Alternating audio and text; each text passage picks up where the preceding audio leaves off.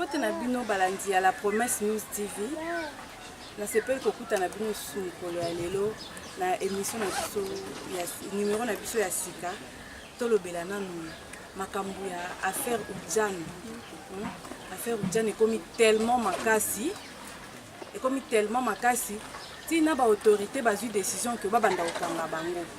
banda pe ko kanga bango penza na kumba po trop c'est trop donc eleki ba Oudjana ba kuluna donc Kishasa toko kalisuté na plateau nanga na zanga mokote na zana fa l'artiste noir o azali na loboko nanga mobali pe na mama Karine na loboko nanga ya mwasi donc na yambi bango po lelo to meka ko so la moi likambo yango toyeba soki banani baza na faute ba papa to ba mama to mboka na biso nde tokomi kokende na suka. Bonsoir papa. Bonsoir madame Neftalinda, c'est-à-dire il y a l'émotion là-bas temps et l'artiste noir. Moi je présente mes sincères et joyeux anniversaire à Neftalinda, c'est-à-dire malgré tout je suis invité à l'anniversaire mais déjà il en a encore de plus et je crois il en a encore de bonheur, de longévité et puis il y a grâce à moi ça toujours sur eux. Mais là moi il y a trop. Merci. D'accord, merci. Ok. Naleki nangambu ya mama Karine. Bonsoir mama Karine. Bonsoir madame Neftaline. C'est mingi kwa émission na so boki sujet na biso ya lelo eza à propos ya ba Oudjane. Po toki mingi. Décidons pona yo na ngambu na yo mondenge nini. Ba autorité baza na raison ko kanga bana wana ya bato po baza bana mikie. Donc pona ngambu na yo mondenge nini lobi nini. Bon, na ngambu na nga pona ba autorité mu ya Congo on dirait bazana bon pour une raison te na mona pire raison ba le blaté qui va au kanga ba Oudjane. Donc ngambu na yo ba faut batika ba Oudjana basa mamna bango nde ba otambola bazana soutien te bazana caleçon te pour nous ça normal. Bon, pour nous ça normal te ba osamba be mais est-ce que ça vraiment cause on de bandokangela bango pour mi bazana baba milère. Mon bossa na Congo c'est belé ya c'est belé o bongisa. Tu la carte de la freinage na biso te pour na ça qui est que merci naleki na ngambu papa fa babi ke bino ba papa nde bozo sala ke bana bat bas la ta su soutien te bana bat bala ta su ba caleçon te bando tambola kaka bongo. Ouais, Neftendai. Premièrement, on a déploré d'abord l'éducation et mboka na biso RDC. Tout le monde éducation et utaranda, c'est ça qu'on appelle l'éducation de base. Éducation de base déjà son anda moi on a déjà raté l'éducation on a place au Kezolango et banité. Pourquoi? L'éducation de base, bana bozo te. Na bongo pourquoi? Parce que tout le monde bana biso monsieur miké ba 13 ans, 14 ans, 15 ans, 16 ans, si na ba 20 ans je pense. Bango de Oudjane. Ouais, bango de Oudjane. Tu vois, manque d'éducation, là c'est un et puis sans ces responsabilités ba parents na bango. Des gens avoir une petite fille âgée de 13, 14, 15, 16 ans. Alors ta jeep mobile coussé et toi sa mère tu es là à la maison ainsi que son père tu es là à la maison, tu permets à ce que ta fille Abmalibanda na blo mo coussé. Où est votre responsabilité dans ce pays? Mais babi ke bino ba papa nde bozolanda bolanda polele wana likolo na ya se.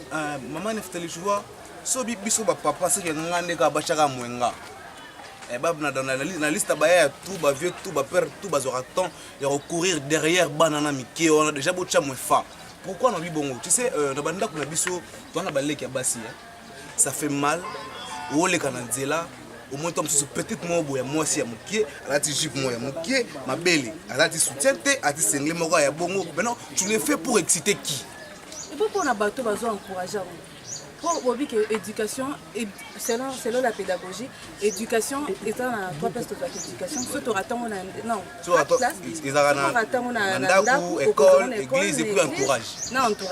donc au bateau on a baba les éducation difficile au baba ça là on les éducation ils ont manque de responsabilité ba tata na ba maman bazanga tandako. Pourquoi je dis ça? Là ça langa passer.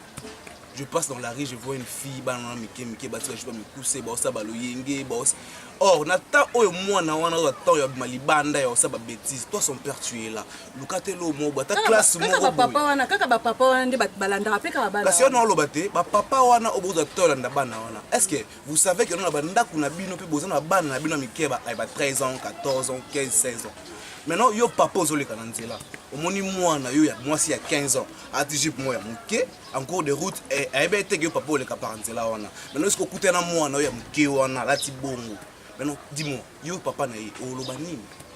c'est ce que tombé que nous avons tom suna ami mo ya musala ou bien un collègue mo ya musala tu vas dire quoi devant lui le moni on a les na senga na mboka na biso dani premièrement tout se comprendre traiter et après les sous ba passer et tina bana na bongo pourquoi dans ton moi na bana ndako na bango aliété a melitité azangi 1000 francs azangi 200 francs voire même voir tara ba 500 francs na mboka na biso bana bazanga ba 500 francs et déjà malheureux maintenant moi na mona que non ah na ndako na biso ngapa na compte na fufu ezaka souté vaut mieux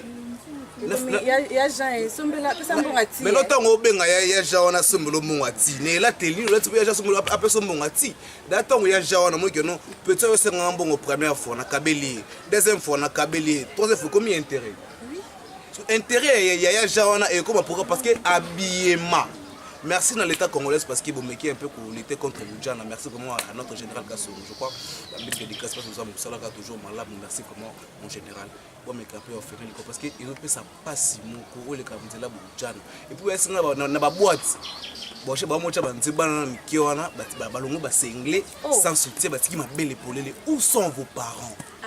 Où sont les parents en question? Est-ce que vous prenez quand même le temps de dire que banana ndako? Avant moi na bino abima na ndako toi maman bon toi tu as papa parce que papa qui est dans musala la maman tu as la maison parce que on va gagner maman tu dois chercher bana mais éducation ça na papa na maman il faut papa paie sa éducation papa paie sa éducation et puis il part au travail c'est maman qui reste à la maison na bana maman nanga vraiment tu permets laisse ça la nga passe dernièrement moi bois mukeso ya ba 16 ans 14 ans ati moi na sengle moi sukeli ah et puis ça nga bosa beta mbata na bala bala muteli mona bato betendeli. En tout cas, papa fanatique au mandambu tozongeli mama tu ngambu awa maman lobi ke azo comprendre te pona ni bazo kanga bango baza ba mineur maman ba mineur bako kanga bango te po bazo sa bêtise wana maman eloko bana wana bazo sala bana biso bazo bebisa éducation na biso wana eza avenir na biso ya lobi eza bango ba ministre na biso ya lobi eza bango ba présidente na biso ya lobi eza bango mais tant ozo mona mabe na éducation na bango te nazo batté so na lobani na likambo wana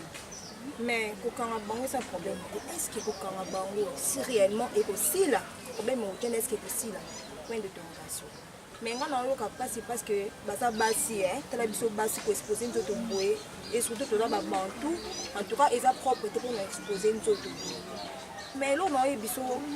ba ujana wana mingi ba utana ba famille o eza te ke ba famille mo ba ya ba matembela tongo te majorité za bala ba autorité tu na ko marché mo motimi ya ba bala ba autorité za ke papa na ba sala ka boye de bango ba sa makambo na ba bima na ba ville na ba boîte ba okota ils ont autorité mi basala ba boîte na bango pe ba autorité bala na ba kota mais basala mineur d'abord à ce que moi je cherche maman Karine hein oui maman Karine d'abord à ce que moi je sache même que non la boîte il y a ba net club tout si vous a pas moi les 18 ans au kotate moni est-ce que kozona tenter ya ko condamner ya bato o bazo lutter contre bana wana au moins dis-moi tout ça temps ya ko conseiller bana biso na bana tu vois moi na yoka no beta te moi na yoka no ganga te moi na yoka no su je suis pena mwana atandi joka ndende ba na solo ba boye ba otala ngana ba poste téléviseur na bango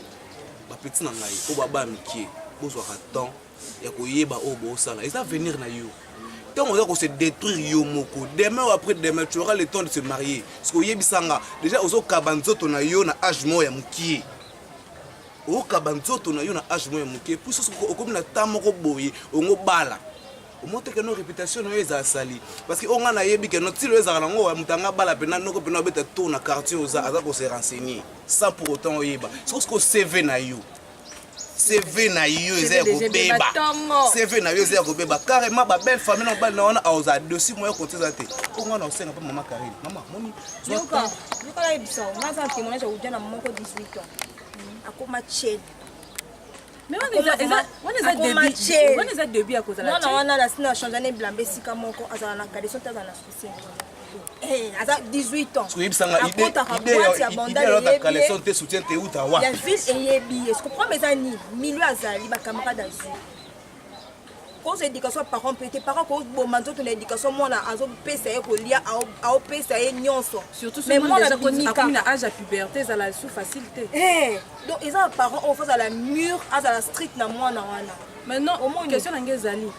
ndenge obiki nde bazokanga bango obiki bakanga bango te eza solution te solution nini oyo okoki kopropose baautorité ya mboka mpo kiujana esila solution eza boye nga kopesa gouvernement solution te parce que nakozala devant te idée kaka ekozala parce que problème eza nanu conscience ya bana bango moko po 18 ans déjà na pote déjà 18 ans aza responsable conscience ya mwana ye moko conseil c'est ça trop de conseils na mama pe na papa ye moko avandi ti mwana azwi temps ya conseil ta bana mosusu bayoka te moi mwana wana trina ayoka jamais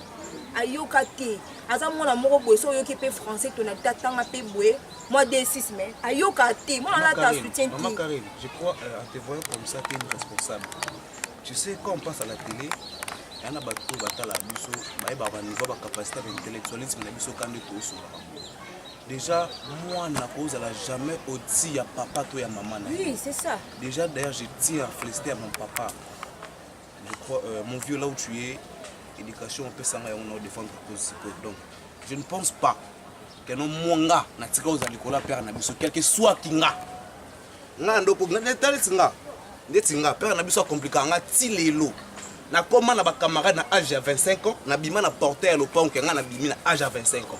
est-ce que tu comprends et tu pars à l'école directement à la maison église ndako obima raté parce que yebisanga il doit ton papa a quoi instruction jusqu'au moment où sali qui mutu makasi c'est que papa na yo asali le côté c'est qu'il y a sous parenté on est comme ma responsabilité c'est que les c'est que sous parenté on a de pour que pour va petit ba ujana e va faute ba responsable ba ba banda kuna bango parce que ba responsable auto zali so ils ont ko éduquer moi na so yo ka oté car il faut changer méthode d'éducation. OK to comme ko kendina to comme ko citer na émission na biso to za na besoin ko za comment idée à suka comment conseil pona bana na biso baleki na biso o bazolanda biso na ndako o bandeko na biso ya phénomène ujana moi conseil na bango na ba parents o bazolanda biso na ba grande sœur na biso ba grand frère na biso o bazali kolanda bango conseil ni okopesa na bango conseil na ngai tant que moi si on peut ça bango conseil bandeko na ngai o comme ba ujana lelo boza baleki boza bana exposer nzoto eza facilité et surtout biso to ba bantu chose libéré non tika on polele boye po mutu moko boya mona ngo c'est pas bien ça qui to côté conseil eza kake na bino mo ba ujana boza ba responsable de vie na bino papa non le ko faut tika la yo moko olanda papa na cimetière te po so akufi des gens tika li yo moko yo de prendre conscience na yo moko ke on a ça les années pour ba église c'est comme belé na Congo surtout na Kine l'église c'est belé ba pasteur on ba te bisoni bon et c'est bisoni par la parole de Dieu même na pelo on a zomi tout non mona mwana na wa ken église alati moloko mwa mkusa era teli pasteur we silika vraiment yango nde likambo likomba église oyo na oyeba te ba église na biso oyo bako s'appelle kamba ujana oyo sili pe na église kaka na jeunesse na biso ya ba église bo sali mwa réunion moko boye et tout bo sali pe lo kana koko sila sans que boso ko na marqué na église eza basi nde baza rebelle na kati église nde normalement yang bango nde bakoki ko pesa vraiment ko bongisa vraiment société na biso église te bakoko telema mais tellement église ba autorité ya yosala te ujana sila mais na oyeba te mais conseil gratuit za kana bino mo ba ujana ba mama bana baleki s'il vous plaît pardon ndeko na bino asengi bino pardon donc et vie wana eza na sens te yo omona kelo na tamboli pa moninga et puis bana ba téléphone na canon papa moko boye aza fonctionnaire à l'état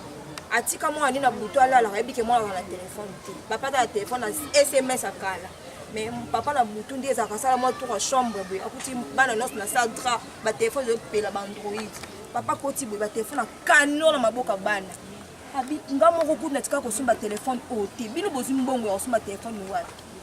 ba papa o bazo ba ujana ndi ba osama kamno se komama mais conseil gratuit ezali botika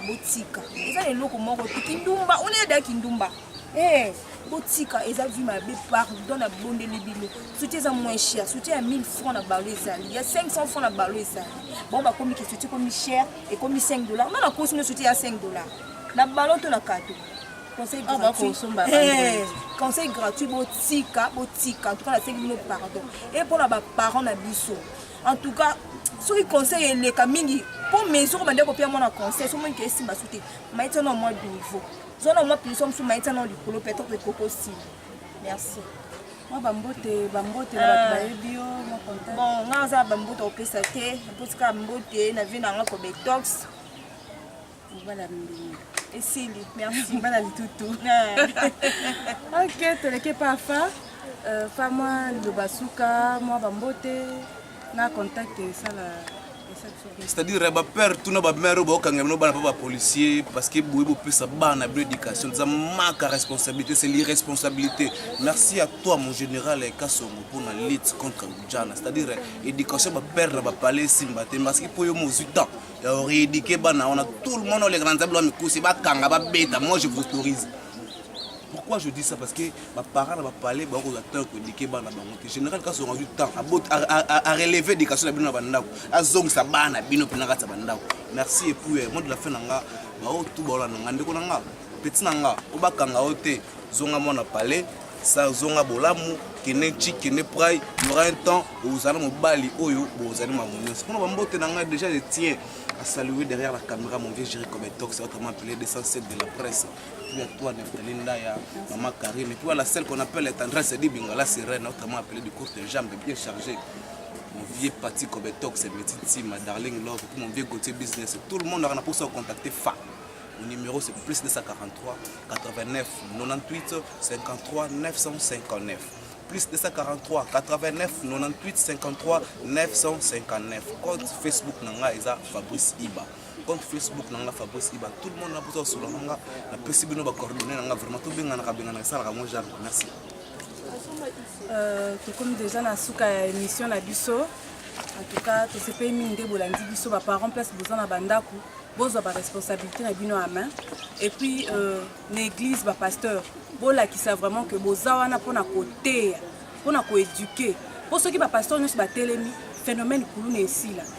Phénomène ujana ekosila. Boza la tepo autorité za wana pona kotala mambo mboka ala ndela su mambo ba ujana bino ba pasteur bozana bozo pesa ba mo musala pe ya kilo mingi. Na sepeli nkokuta na bino mukolo lelo to comme déjà na suka nazopesa bambote nanga na coach nanga Jéricho Betox mobala mbinga mobala pembe mobala mbuma na zolo oya tutu na pesi mbote nanga na ya Pati Betox na darling na mama tendresse mama Esther mama Laetitia na Paris bambote no ngoyo